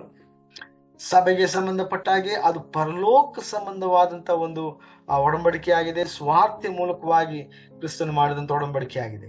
Now second is seed of Abraham. ಎರಡನೇದಾಗಿ ನಾವು ನೋಡುತ್ತೇವೆ ಅಬ್ರಹಾಮನ ಆ ಒಂದು ಬೀಜ. That Israel, that is physical seed of Abraham, of whom some become spiritual seed. ಇಲ್ಲಿ ನಾವು ನೋಡ್ತೇವೆ ಇಸ್ರಾಯೇಲರು ಅವರು ಅಬ್ರಹಾಮನ ಸಂತತಿಯವರಾಗಿದ್ದಾರೆ, ಆತನಿಂದ ಉತ್ಪತ್ತಿ ಆದಂತವರಾಗಿದ್ದಾರೆ. ಅದೇ ರೀತಿಯಾಗಿ ನಾವು ನೋಡ್ತೇವೆ ಆತ್ಮೀಕವಾಗಿ ನಾವು ಆತನ ಸಂತತಿಯವರಾಗಿದ್ದೇವೆ. But every believer in Christ or a church are spiritual seeds. ಆದರೆ ಪ್ರತಿಯೊಬ್ಬ ವಿಶ್ವಾಸಿಯು ಮತ್ತು ಸಭೆಯು ಆತನ ಆತ್ಮೀಕವಾದಂತ ಒಂದು ಬೀಜವಾಗಿದ್ದೇವೆ. Regarding headship, ಅದೇ ಸಮಯದಲ್ಲಿ ನಾಯಕತ್ವದ ಕುರಿತಾಗಿ ಅಥವಾ ಸಭೆ ಶಿರಸ್ಸು ಎಂಬುದಾಗಿ ಹೇಳುವಾಗ, For Israel, Abraham is the head. ಇಸ್ರಾಯೇಲರಿಗೆ ಅಬ್ರಹಾಮನು ಶಿರಸ್ಸಾಗಿದ್ದಾನೆ. For church, it is Christ. ಆದರೆ ಸಭೆಗೆ ಕ್ರಿಸ್ತನು ಶಿರಸ್ಸಾಗಿದ್ದಾನೆ. Covenants. ಒಡಂಬಡಿಕೆ. For Israel, it is Abrahamic covenants and following covenants. ಇಸ್ರಾಯೇಲರಿಗೆ ಅಬ್ರಹಾಮನ ಒಡಂಬಡಿಕೆಯಾಗಿದೆ. For church, indirectly related to Abrahamic and new covenants. ನಾವು ಪರೋಕ್ಷವಾಗಿ ಅಬ್ರಹಾಮನ ಒಡಂಬಡಿಕೆಯಲ್ಲಿ ನಾವು ಬರ್ತೇವೆ. ಅದೇ ರೀತಿಯಾಗಿ ನಮಗೆ ಸಭೆ ಹೊಸ ಒಡಂಬಡಿಕೆಯಾಗಿದೆ. Nationality. ಅದೇ ಸಮಯದಲ್ಲಿ ನಮ್ಮ ರಾಷ್ಟ್ರೀಯತೆ. Israel means one nation. Israel ಎಂಬುದಾಗಿ ಹೇಳುವಾಗ ಅವರು ಒಂದು ದೇಶ ಜನಾಂಗವಾಗಿದ್ದಾರೆ. Jewish means from all nations. ಯಹೂದ್ಯರು ಎಂಬುದಾಗಿ ಹೇಳುವಾಗ ಅನೇಕ ರಾಷ್ಟ್ರಗಳಲ್ಲಿ ಯಹೂದ್ಯರಿದ್ದಾರೆ. And then divine healing. ಅಷ್ಟು ಮಾತ್ರವಲ್ಲದೆ ದೈವಿಕವಾದಂತಹ ಒಂದು ಸ್ವಸ್ಥತೆ. For Israel, it is national and individual. ಇಸ್ರಾಯೇಲರಿಗೆ ನಾವು ನೋಡ್ತೇವೆ ಅದು ರಾಷ್ಟ್ರೀಯವಾಗಿ ಮಾತ್ರವಲ್ಲದೆ ಅವರಿಗೆ ವೈಯಕ್ತಿಕವಾಗಿ ಲಭ್ಯವಾದದ್ದು. And church is individual only. ಆದರೆ ಸಭೆಗೆ ಸಂಬಂಧಪಟ್ಟ ಹಾಗೆ ಅದು ವ್ಯಕ್ತಿಗತವಾಗಿ ಮಾತ್ರ ಸಂಬಂಧಪಟ್ಟದಾಗಿದೆ. Dispensation. ಅದೇ ಸಮಯದಲ್ಲಿ ಯುಗಗಳು. Israel seen in all ages from Abraham. ಇಸ್ರಾಯೇಲರು ನಾವು ನೋಡ್ತೇವೆ ಅಬ್ರಹಾಮನ ಕಾಲದಿಂದಲೂ ಅವರು ಅನೇಕ ಯುಗಗಳನ್ನ ಸಂವತ್ಸರಗಳನ್ನ ದಾಟಿ ಹೋಗುವಂತವರಾಗಿದ್ದಾರೆ. The church is only in this age. ಆದರೆ ಸಭೆಗೆ ಸಂಬಂಧಪಟ್ಟ ಹಾಗೆ ಈ ಕಾಲಘಟ್ಟದಲ್ಲಿರುವಂತ ನಾವು ಹಾದು ಹೋಗ್ತಾ ಇರುವಂತ ಯುಗವು ಮಾತ್ರ ಸೀಮಿತವಾಗಿದೆ. I have given about 18 distinctions. ನಾನು ಹೆಚ್ಚು ಕಡಿಮೆ 18 ವ್ಯತ್ಯಾಸಗಳನ್ನ ಇಲ್ಲಿ ಗುರುತಿಸಿ ನಾನು ನಿಮ್ಮ ಮುಂದೆ ಈಗ ಹೇಳ್ತಾ ಇದ್ದೇನೆ. To save time, I'm not reading all these things. If you don't understand, you may ask next time when you come. ಆದರೆ ನಾವು ಸಮಯದ ಕೊರತೆ ಇರೋದ್ರಿಂದ ನಾನು ಅದನ್ನ ಹಾಗೆ ಮೇಲ್ನೋಟಕ್ಕೆ ಕೆಲವು ವ್ಯತ್ಯಾಸಗಳನ್ನ ನಿಮ್ಗೆ ಓದಿ ಹೇಳಿದ್ದೇನೆ. ಮುಂದೆ ನಿಮಗೆ ಇನ್ನೂ ಹೆಚ್ಚಿನ ಮಾಹಿತಿ ಬೇಕಾದ್ರೆ ನೀವು ನನ್ನಲ್ಲಿ ಅದನ್ನ ಕೇಳಿ ತಿಳ್ಕೊಳ್ಬಹುದು. Another argument is on imminence or the doctrine of imminence. ಇನ್ನೊಂದು ಸಿದ್ಧಾಂತ ಅದೇ ಈ ಒಂದು ವಾದಕ್ಕಿರುವಂತ ಸಿದ್ಧಾಂತ ಅದೇನಪ್ಪಾ ಅಂತಂದ್ರೆ ಸನ್ನಿಹಿತತೆಯ ಸಿದ್ಧಾಂತ. Many signs were given to the nation of Israel for Christ coming.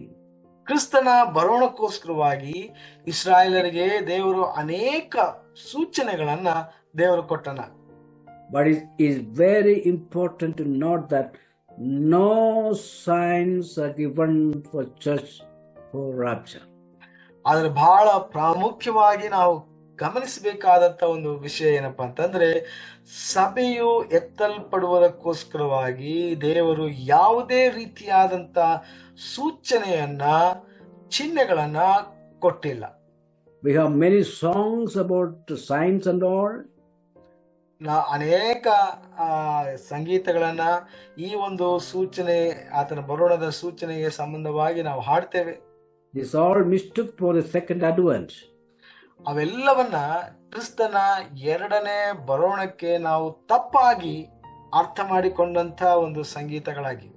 On the scripture there is no sign given for the rapture. ಆದರೆ ಸತ್ಯವೇದದಲ್ಲಿ ಎಲ್ಲಿಯೂ ಸಹ ಎತ್ತಲ್ಪಡುವಿಕೆಗೆ ಚಿಹ್ನೆಗಳನ್ನ ಕೊಡಲಿಲ್ಲ. That's why we call the rapture is imminent. ಆದ ಕಾರಣ ನಾವು ಹೇಳುವಂಥದ್ದು ಎತ್ತಲ್ಪಡುವಿಕೆಯ ಈ ಒಂದು ಘಟನೆಯು ಅದು ಸನ್ನಿಹಿತತೆಯ ಒಂದು ಸಿದ್ಧಾಂತಕ್ಕೆ ಒಳಪಟ್ಟದಾಗಿದೆ ಅಂದಿದೆ ಅಂತ ಹೇಳುವಾಗ ಕ್ರಿಸ್ತನು ಯಾವಾಗ ಬೇಕಾದರೂ ಆತನು ಬರುವಂತವನಾಗಿದ್ದಾನೆ. Rapture can't take place at any time. ಎತ್ತಲ್ಪಡುವಿಕೆಯು ಯಾವ ಗಳಿಗೆಯಲ್ಲಿ ಯಾವ ನಿಮಿಷದಲ್ಲಿ ಬೇಕಾದರೂ ಸಂಭವಿಸಬಹುದು. So the most immediate impending event is rapture. ಆದ್ದರಿಂದ ಈ ಹತ್ತಿರ ಬರುವಂತ ಮುಂದೆ ಸಂಭವಿಸಲಿಕ್ಕಿರುವಂತ ಘಟನೆಗಳಲ್ಲಿ ಬಹಳ ಪ್ರಾಮುಖ್ಯವಾದಂತ ಒಂದು ಘಟನೆಯಾಗಿದೆ ಎತ್ತಲ್ಪಡುವಿಕೆ. And it's almost 2000, more than 2000 years already passed. ಈಗಾಗಲೇ 2000 ವರ್ಷಗಳಿಗಿಂತ ಹೆಚ್ಚು ವರ್ಷಗಳು ನಮ್ಮನ್ನ ದಾಟಿ ಹೋಗಿವೆ. If there was a sign given, we would have waited for the sign.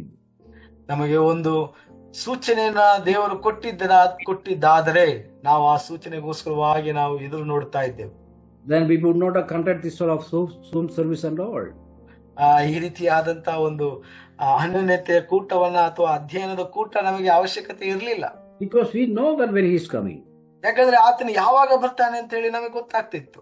Because there is no sign, but why we are doing all these things. ಆತನು ಯಾವಾಗ ಬರ್ತಾನೆ ಎಂಬಂತ ಯಾವ ಸೂಚನೆಯೂ ನಮಗೆ ಇಲ್ಲದ ಕಾರಣ ನಾವು ಇದನ್ನೆಲ್ಲ ನಾವು ಮಾಡ್ತಾ ಇದ್ದೇವೆ. To make you ready and make ourselves ready. ಯಾಕಂದ್ರೆ ನಮ್ಮನ್ನೇ ನಾವು ತಯಾರು ಮಾಡಿಕೊಳ್ಬೇಕು, ಮಾತ್ರವಲ್ಲದೆ ನಾವು ಇತರರನ್ನು ಸಹ ನಮ್ಮ ಜೊತೆಯಾಗಿ ನಾವು ಆತನ ಬರೋಣದಲ್ಲಿ ಎತ್ತಲ್ಪಡುವುದಕ್ಕೋಸ್ಕರ ನಾವು ತಯಾರು ಮಾಡಬೇಕಾಗಿದೆ. So the church was told to live in the light of imminent coming of the Lord.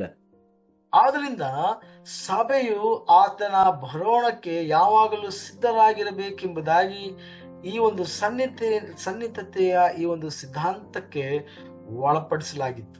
And many passages warn the believer to be watching for the Lord himself. ಅದರಿಂದ ಸತ್ಯವೇದ ಹೊಸ ಒಡಂಬಡಿಕೆಯಲ್ಲಿ ಅನೇಕ ಭಾಗಗಳಲ್ಲಿ ನಾವು ನೋಡ್ತೇವೆ, ವಿಶ್ವಾಸಿಗಳು ಆತನ ಬರೋಣಕ್ಕೋಸ್ಕರವಾಗಿ ಯಾವಾಗಲೂ ಎಚ್ಚರವಾಗಿದ್ದು ಸೂಕ್ಷ್ಮವಾಗಿದ್ದು ಕಾಯುತ್ತಿರುವಂತವರಾಗಿರಬೇಕು. Jesus Christ or the apostles in the epistles are never told to watch for signs for the Christians, for the believers. ಯೇಸು ಕ್ರಿಸ್ತನಾಗಲಿ ಆತನ ಅಪೋಸ್ತಲರಾಗಲಿ ಶಿಷ್ಯರಾಗಲಿ ಯಾವತ್ತೂ ಸಹ ಕ್ರೈಸ್ತರಿಗೆ ಆ ಕ್ರಿಸ್ತನ ಬರೋಣಕ್ಕೋಸ್ಕರವಾಗಿ ಅವರು ಚಿಹ್ನೆಗಳನ್ನ ಸೂಚನೆಗಳನ್ನ ಎದುರು ನೋಡಬೇಕೆಂಬುದಾಗಿ ಎಲ್ಲಿಯೂ ಸಹ ಹೇಳಲಿಲ್ಲ, ಉಪದೇಶ ಮಾಡಲಿಲ್ಲ. And the next argument is the work of the restrainer. ಮುಂದಿನ ಒಂದು ವಾದ ಅದೇನಪ್ಪಾ ಅಂತಂದ್ರೆ ನಿಯಂತ್ರಕನ ಒಂದು ಕೆಲಸ. That we have in 2 Thessalonians chapter 2 verse 2. ಇದನ್ನ 2ನೇ ಥೆಸಲೋನಿಕ 2ನೇ ಅಧ್ಯಾಯದಲ್ಲಿ ನಾವು ನೋಡ್ತೇವೆ. The Thessalonians were under the impression that the rapture had already taken place and were in the day of the Lord. ಈ ಥೆಸಲೋನಿಕದಲ್ಲಿದ್ದಂತ ವಿಶ್ವಾಸಿಗಳು ಅವರು ತಪ್ಪಾಗಿ ಅರ್ಥ ಮಾಡಿಕೊಂಡಿದ್ರು. ಅದೇನಪ್ಪ ಅಂತಂದ್ರೆ ಈ ಎತ್ತಲ್ಪಡುವಿಕೆಯು ಈಗಾಗಲೇ ಸಂಭವಿಸಿಬಿಟ್ಟಿದೆ, ನಾವು ಈಗ ಕರ್ತನ ದಿನದಲ್ಲಿ ಇದ್ದೇವೆ ಎಂಬುದಾಗಿ ಅವರು ಅಂದುಕೊಂಡ್ರು. The basis of their erroneous belief that the persecution they were enduring referred in the chapter 1 of 2 Thessalonians. ಅದಕ್ಕೆ ಅವರು ತಪ್ಪಾಗಿ ಅರ್ಥ ಮಾಡಿಕೊಳ್ಳುವುದಕ್ಕೆ ಆಧಾರವನ್ನ ನಾವು 2ನೇ ಥೆಸಲೋನಿಕ 1ನೇ ಅಧ್ಯಾಯದಲ್ಲಿ ನಾವು ನೋಡ್ತೇವೆ. ಯಾಕಂದ್ರೆ ಆ ಥೆಸಲೋನಿಕ ಸಭೆಯವರು ಬಹಳಷ್ಟು ಹಿಂಸೆಯನ್ನ ಸಂಕಟವನ್ನ ಅವರು ಎದುರುಗೊಳ್ಳುತ್ತಾ ಇದ್ರು. Paul exhorts them that such a thing was impossible. ಪೌಲನು ಅವರಿಗೆ ಮತ್ತೊಮ್ಮೆ ಅವರನ್ನ ಎಚ್ಚರಿಸ್ತಾನೆ, ಇಂಥ ಒಂದು ಸಂಗತಿಯು ಅಂದ್ರೆ ಈ ಎತ್ತಲ್ಪಡುವಿಕೆಯಿಂದ ಘಟನೆಯು ಇನ್ನೂ ಸಂಭವಿಸಲಿಲ್ಲ ಎಂಬಂತ ವಿಚಾರವನ್ನ ಅವರಿಗೆ ಹೇಳಿ ಅವರನ್ನ ಎಚ್ಚರಿಸ್ತಾನೆ. He writes that firstly the day of the Lord could not take place until there was a departure. ಅವನು ಸ್ಪಷ್ಟವಾಗಿ ಪೌಲನು ಅಲ್ಲಿ ಹೇಳ್ತಾನೆ, ಕರ್ತನ ದಿನ ಅಂದರೆ ಆ ಒಂದು ಕೊನೆಯ ದಿನಗಳಲ್ಲಿ ಸಂಕಟ ಕಾಲದಲ್ಲಿ ನಡೆಯುವಂತ ಆ ಒಂದು ಘಟನೆ, ಆ ಒಂದು ಸಮಯ, ಅದು ಸಭೆಯು ಎತ್ತಲ್ಪಡದೆ ಆ ಒಂದು ಘಟನೆ ಸಂಭವಿಸುವುದಿಲ್ಲ ಎಂಬುದಾಗಿ ಸ್ಪಷ್ಟವಾಗಿ ಹೇಳ್ತಾರೆ. Paul says in verse 3 that the day of the Lord cannot happen until the departure of the saints from the earth. That is verse 1. ಅಲ್ಲಿ ನಾವು ನೋಡ್ತೇವೆ 3ನೇ ವಚನದಲ್ಲಿ ಪೌಲನು ಹೇಳ್ತಾನೆ ಸ್ಪಷ್ಟವಾಗಿ, ಕರ್ತನ ದಿನವು ಯೆಹೋವನ ದಿನವು ಸಭೆಯು ಎತ್ತಲ್ಪಡುವುದಕ್ಕಿಂತ ಮುಂಚಿತವಾಗಿ ಬರುವುದಿಲ್ಲ. ಅಂದ್ರೆ ಸಭೆ ಎತ್ತಲ್ಪಟ್ಟ ನಂತರ ಮಾತ್ರವೇ ಕರ್ತನ ದಿನವು ಬರುವಂತದಾಗಿರುತ್ತದೆ ಎಂಬುದಾಗಿ. Secondly, there was to be the manifestation of the man of sin. ಅಷ್ಟು ಮಾತ್ರವಲ್ಲದೆ ಎರಡನೇದಾಗಿ ನಾವು ನೋಡುತ್ತೇವೆ, ಆ ಪಾಪದ ಮನುಷ್ಯನು ಆತನು ಭೂಮಿಯಲ್ಲಿ ಪ್ರತ್ಯಕ್ಷನಾಗಬೇಕಾಗಿತ್ತು. That we have in Revelation 13. ಇದು ಪ್ರಕಟಣೆ ಪುಸ್ತಕ 13ನೇ ಅಧ್ಯಾಯದಲ್ಲಿ ನಾವು ಇದನ್ನು ನೋಡ್ತೇವೆ. The lawless one. ಅವನು ನಾವು ನೋಡ್ತೇವೆ ಅನ್ಯಾಯದ ಮನುಷ್ಯನಾಗಿದ್ದಾನೆ. The manifestation of the lawless one could not occur until the restrainer was taken out of the way. ಅಂದರೆ ಈ ಅನ್ಯಾಯದ ಮನುಷ್ಯನು ಅಂದ್ರೆ ಅಂತ್ಯಕ್ರಿಸ್ತನು ಅವನ ಪ್ರತ್ಯಕ್ಷರಾಗುವುದಕ್ಕಿಂತ ಮುಂಚಿತವಾಗಿ ಸಭೆಯು ಇಲ್ಲಿಂದ ಎತ್ತಲ್ಪಡುವಂತದ್ದಾಗಿರುತ್ತದೆ. The restrainer is the Holy Spirit, who is the resident within the church, which is his temple of God. ಈ ಕಾಲಘಟ್ಟದಲ್ಲಿ ನಾವು ನೋಡುತ್ತೇವೆ, ದೇವರ ಆಲಯದಲ್ಲಿ ಪವಿತ್ರಾತ್ಮನು ಆತನು ವಾಸ ಮಾಡುವಂತವನಾಗಿದ್ದಾನೆ. When the temple is removed, Satan can bring the lawless one.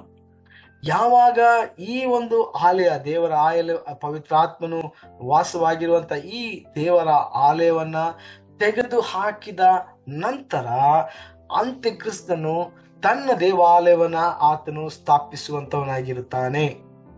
Here we need to note one thing very carefully. ಇಲ್ಲಿ ನಾವು ಒಂದು ವಿಷಯವನ್ನ ಬಹಳ ಸೂಕ್ಷ್ಮವಾಗಿ ನಾವು ಗಮನಿಸಬೇಕು. Holy Spirit does not stop his ministries with the removal of the church. ಪವಿತ್ರಾತ್ಮನು ತನ್ನ ಕಾರ್ಯವನ್ನ ಸಭೆಯು ಎತ್ತಲ್ಪಟ್ಟ ನಂತರ ಆತನು ಸ್ಥಗಿತಗೊಳಿಸುವುದಿಲ್ಲ. ಅಂದ್ರೆ ತನ್ನ ಕಾರ್ಯ ಚಟುವಟಿಕೆಗಳನ್ನ ಸಭೆ ಎತ್ತಲ್ಪಟ್ಟ ನಂತರ ಪವಿತ್ರಾತ್ಮನು ಸ್ಥಗಿತಗೊಳಿಸುವುದಿಲ್ಲ. But his restraining ministry will be ceased. ಆದರೆ ಒಂದು ನಿಯಂತ್ರಿಕನ ಕಾರ್ಯ ಕೆಲಸ ಮಾಡ್ತಾ ಇದ್ದಂತ ಪವಿತ್ರಾತ್ಮನು ಇನ್ನು ಮುಂದೆ ಆತನು ಆ ಕೆಲಸವನ್ನ ಮುಂದುವರಿಸುವುದಿಲ್ಲ. Because our previous understanding was something different. ಯಾಕಂದ್ರೆ ಈ ಹಿಂದೆ ಇದ್ದಂತ ನಮ್ಮ ತಿಳುವಳಿಕೆ ವಿಭಿನ್ನವಾಗಿತ್ತು. Because many churches, even what's called Protestant churches, evangelicals teach that once the rapture is occurred, Holy Spirit will be removed from the earth. There is no more Holy Spirit. ಯಾಕಂದ್ರೆ ಬಹಳ ಪೆಂತೆಕೋಸ್ತ್ ಸಭೆಗಳು ಮಾತ್ರವಲ್ಲದೆ ಇವಾಂಜಲಿಕಲ್ ಸಭೆಗಳು ಅವರು ಕಲಿಸ್ತಾ ಇದ್ದಂತ ಒಂದು ಸಿದ್ಧಾಂತ ಏನಪ್ಪಾ ಅಂತಂದ್ರೆ, ಸಭೆಯು ಎತ್ತಲ್ಪಟ್ಟ ನಂತರ ಭೂಮಿಯಲ್ಲಿ ಪವಿತ್ರಾತ್ಮನ ಕ್ರಿಯೆಗಳು ಅಂದ್ರೆ ಪವಿತ್ರಾತ್ಮನ ಕಾರ್ಯ ಚಟುವಟಿಕೆಗಳು ಯಾವುದು ಇರುವುದಿಲ್ಲ ಎಂಬುದಾಗಿ. That's why I said that the Holy Spirit does not stop his ministries with the removal of the church, but the ministry of restraining will be ceased. ಆದ ಕಾರಣ ನಾನು ಹೇಳಿದೆ, ಸಭೆಯು ಎತ್ತಲ್ಪಟ್ಟ ನಂತರ ಪವಿತ್ರಾತ್ಮನು ತನ್ನ ನಿಯಂತ್ರಿಕನ ಕೆಲಸವನ್ನ ಆತನು ಮುಂದುವರಿಸುವುದಿಲ್ಲ. ಬದಲಾಗಿ ಆತನು ಪವಿತ್ರಾತ್ಮನು ಮಾಡಬೇಕಾದಂತ ಬೇರೆ ತರ ಕಾರ್ಯಗಳನ್ನ ಆತನು ಮುಂದುವರಿಸುವಂತವನಾಗಿರ್ತಾನೆ. Because when we read the book of Revelation, we understand that there are many souls are saved even in the tribulation period. ಯಾಕಂದ್ರೆ ಪ್ರಕಟ ಪುಸ್ತಕದಲ್ಲಿ ನಾವು ನೋಡುತ್ತೇವೆ, ಈ ಸಂಕಟ ಕಾಲದ ಕಾಲಾವಧಿಯಲ್ಲಿಯೂ ಸಹ ಅನೇಕರು ರಕ್ಷಣೆ ಹೊಂದುತ್ತಾರೆ ಎಂಬುದನ್ನು ನಾವು ನೋಡ್ತೇವೆ. Even after the church is removed, if the rapture is done, and after that, even then, many souls are saved during the tribulation period. ಯಾಕಂದ್ರೆ ಸಭೆ ಎತ್ತಲ್ಪಟ್ಟ ನಂತರವೂ ಸಹ ಅನೇಕರು ನಂಬುವಂತವರಾಗಿರ್ತಾರೆ, ಕ್ರಿಸ್ತನನ್ನ ಸ್ವೀಕಾರ ಮಾಡುವಂತವರಾಗಿರ್ತಾರೆ, ರಕ್ಷಣೆ ಹೊಂದುವಂತವರಾಗಿರ್ತಾರೆ. ಆ ಕಾರ್ಯವನ್ನ ಪವಿತ್ರಾತ್ಮನು ಆ ಕಾಲದಲ್ಲಿಯೂ ಸಹ ಮಾಡ್ತಾನೆ. So let's look into the prayer. ನಾವು ದೇವರನ್ನ ದೃಷ್ಟಿಸಿ ಪ್ರಾರ್ಥನೆ ಮಾಡೋಣ. Father, thank you for this blessed evening time. ತಂದೆ, ಅನುಗ್ರಹಿಸಲ್ಪಟ್ಟಂತ ಈ ಸಂಜೆ ವೇಳೆಗಾಗಿ ನಾವು ನಿನಗೆ ಸ್ತೋತ್ರ ಮಾಡ್ತೇವೆ. This evening also we could sit in your presence to study your word. ಈ ಸಂಜೆ ವೇಳೆಯಲ್ಲಿಯೂ ಸಹ ನಿನ್ನ ಸನ್ನಿಧಾನದಲ್ಲಿ ಕೂತು ನಿನ್ನ ವಾಕ್ಯಗಳನ್ನ ನಾವು ಕಲಿಯುವುದಕ್ಕೆ ನಮಗೆ ಸಹಾಯ ಮಾಡೋದಕ್ಕಾಗಿ ಸ್ತೋತ್ರ. Lord, help each one of us. ಪ್ರತಿಯೊಬ್ಬರನ್ನು ಸಹ ನೀನು ಸಹಾಯ ಮಾಡು. Lord, thank you for especially blessing for good Jason for good translation. ಉತ್ತಮವಾದಂತ ಭಾಷಾಂತರವನ್ನು ಮಾಡಿದಂತ ಬ್ರದರ್ ಜೇಸನ್ ಅವರಿಗಾಗಿ ಸ್ತೋತ್ರ. And pray for every member of the team. ಈ ಒಂದು ತಂಡದ ಪ್ರತಿಯೊಬ್ಬ ಸದಸ್ಯರಿಗಾಗಿ ನಾವು ಪ್ರಾರ್ಥಿಸ್ತೇವೆ. Help us to study your word again. ನಿನ್ನ ವಾಕ್ಯವನ್ನ ನಾವು ಮತ್ತೊಮ್ಮೆ ಅದನ್ನ ಅಧ್ಯಯನ ಮಾಡೋದಕ್ಕೆ ನಮಗೆ ಸಹಾಯ ಮಾಡು. In Jesus' name we pray. ಯೇಸು ಕ್ರಿಸ್ತನ ಹೆಸರಿನಲ್ಲಿ ನಾವು ಪ್ರಾರ್ಥಿಸ್ತೇವೆ. Amen. Amen. ಆಮೆನ್. ಆಮೆನ್.